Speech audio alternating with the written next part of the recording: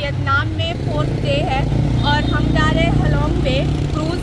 तो हमारा pickup and drop hotel से है, हमने पैकेज बुक किया है। तो अभी हम वेट कर रहे हैं हमारे वैन का, वो आएगा हमें होटल से पिक करेगा एंड पूरे क्रूज़ का टूर करा के रात में यहीं पे ड्रॉप कर देगा। तो उसका पूरा डिटेल्स बुकिंग वगैरह का मैं ब्लॉग में आगे बताऊँगी, इसके लिए ब्लॉग में लास्ट तक बने रहिए।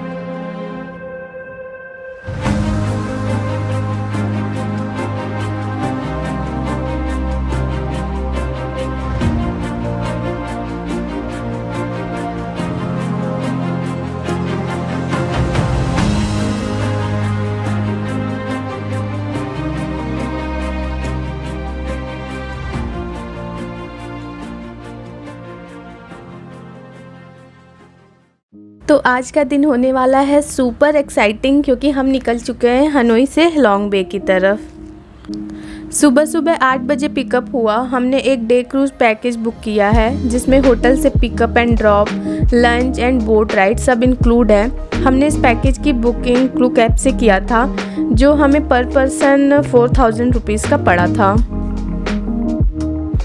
हमारे टूर गाइड ने हमें बताया कि ट्रिप कैसा होने वाला है, वहाँ आपको क्या क्या देखने को मिलेगा, और हनोई से हेलोंग बे तक 3 आवर की जर्नी में 2 स्टॉपेज हैं।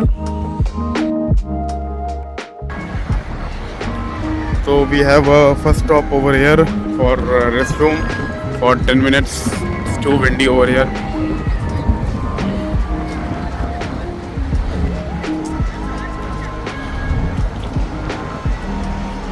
So we have this bus.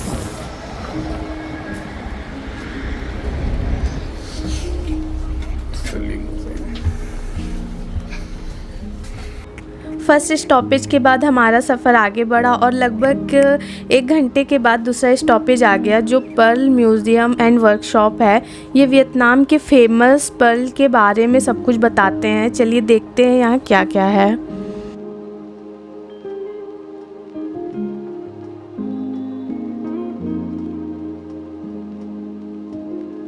यहाँ पहले दिखाते हैं कि कैसे एक ऑयस्टर के अंदर पर्ल ग्रो होता है, और लाइव दिखाते हैं कि कैसे ऑयस्टर को केयरफुली ओपन करके अंदर से पर्ल निकालते हैं। काफ़ी सेटिस्फाइंग होता है ये सब देखने में। आगे जाने पर यहाँ पे एक शोरूम भी है, जहाँ आप पर्ल ज्वेलरी देख और ख़रीद भी सकते हैं।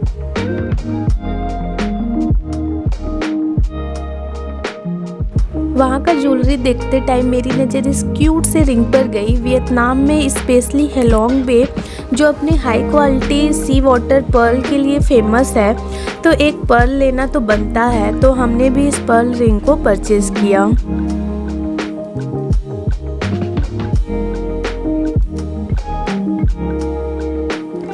फिर हम फाइनली पहुँचे हेलोंग बे पोर्ट पे। एक्साइटमेंट बढ़ते ही जा रहा था। यहाँ बहुत सारे अलग अलग कंपनी के क्रूज़ थे। बुकिंग के टाइम आपको बहुत से ऑप्शन मिलेगा क्रूज़ का। हमने कोजी वियतनाम बुक किया था, तो ये हमारा क्रूज़ है। एंट्री के टाइम वेलकम के लिए वे हॉट टॉवेल और टी दे रहे थे। हम अंदर गए और अपने सीट पर बैठे।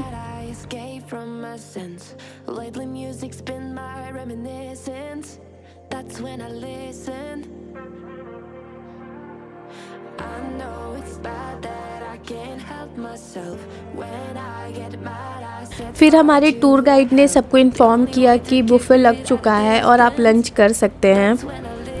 बहुत से आइटम्स थे यहाँ लंच में, बट वेज में ऑप्शन कम था।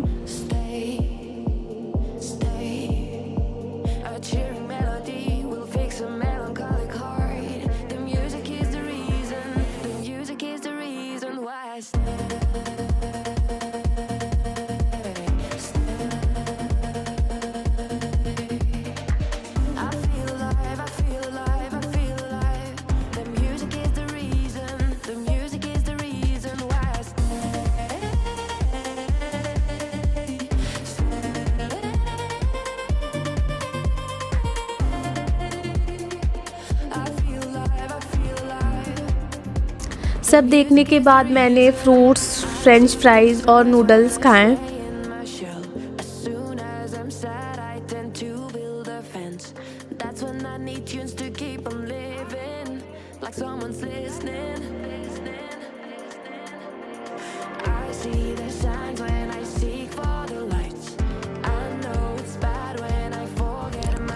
उसके बाद हम क्रूज़ पर घूमने और वहाँ से सुंदर से व्यू को देखने के लिए टॉप पर गए, जहाँ से चारों तरफ नेचर ही नेचर दिख रहा था।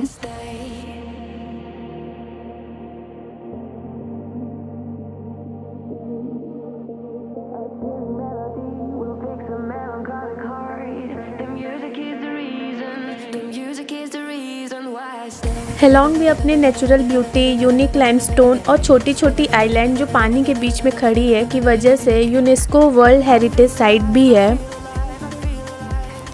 फिर हम पहुंचे अपने पहले लोकेशन पर जो एक केव है जिसका नाम है सनशॉट केव, और ये सरप्राइज केव के नाम से भी फेमस है।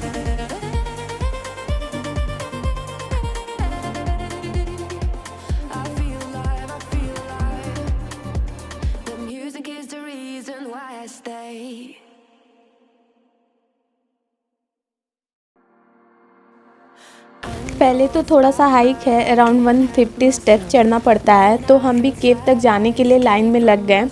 एंट्रेंस थोड़ा छोटा लगता है, लेकिन जैसे ही अंदर जाते हो वहाँ का व्यू वर्थ इट है,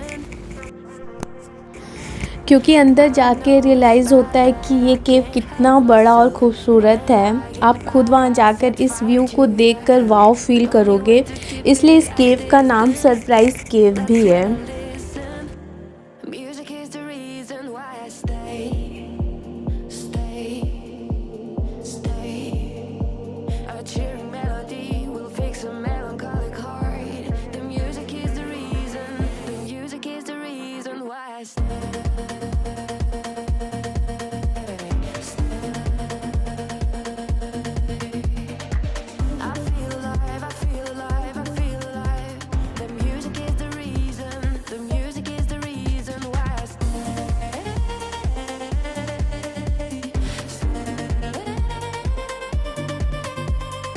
ये केव 2 मेजर चैम्बर्स में डिवाइडेड है। पहला चैम्बर थोड़ा नैरो है, लेकिन जैसे ही आप दूसरे चैम्बर में इंटर करते हो बड़ा ही मैग्निफिसेंट हॉल है। ऊपर से नीचे तक लाइमस्टोन है। ये केव मिलियंस ईयर में नेचुरली बना है। इस केव के नेचुरल लाइमस्टोन फॉर्मेशंस धीरे धीरे वाटर और टाइम के इफेक्ट से शेप हुआ है।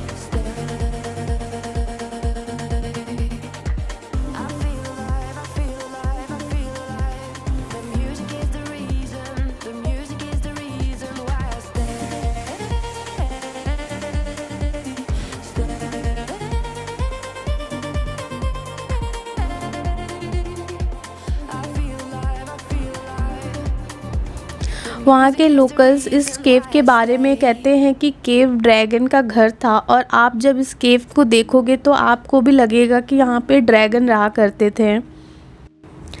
केव के अंदर कुछ फॉर्मेशंस को देखकर ऐसा लगता है जैसे एनिमल्स हों। इस जगह का शेप टर्टल जैसा था, तो लोग वहाँ पर पैसे चढ़ाकर प्रे भी कर रहे थे।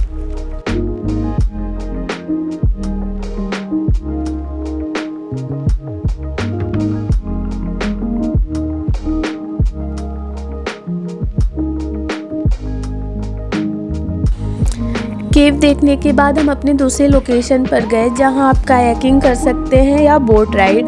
हम पहले मालदीव्स में कायाकिंग कर चुके हैं, इसलिए हमने बोट राइड किया, जिसमें हम बैठ के आराम से व्यू एंजॉय कर सकें। अगर आपने कायाकिंग पहले कभी नहीं किया है तो आप कायाकिंग ही करो, इसका भी एक बहुत ही मस्त एक्सपीरियंस है।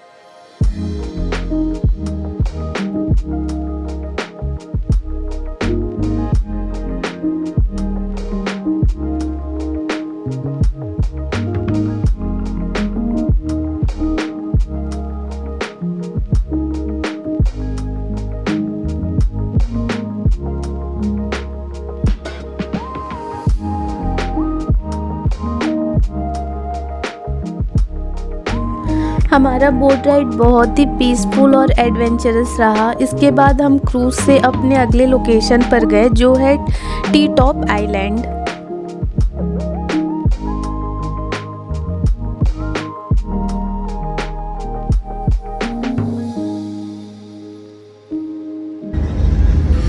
So either you can go up to top or you can just enjoy at the beach. So I think we will not go to up. We'll try to get in here. So this is the view.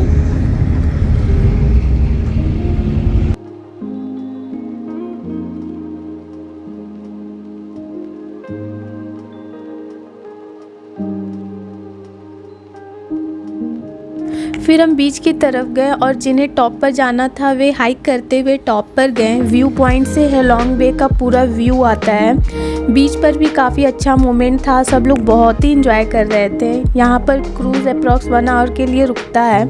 इसके बाद हम वापस cruise पर आ गए और वहाँ पर evening में सनसेट पार्टी था।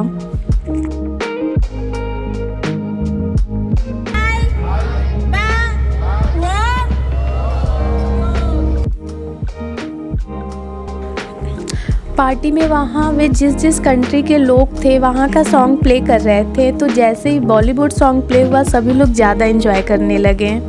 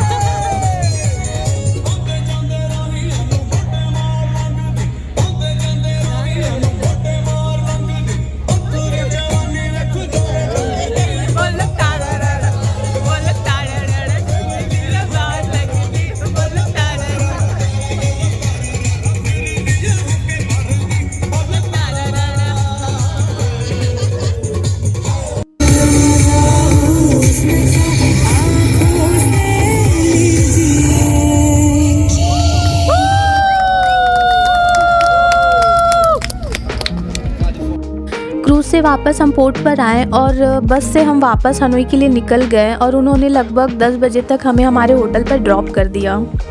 तो तो ये था हमारा हेलोंग बे का ट्रिप। ऑनेस्टली वियतनाम का सबसे पीसफुल और फोटोजेनिक एक्सपीरियंस।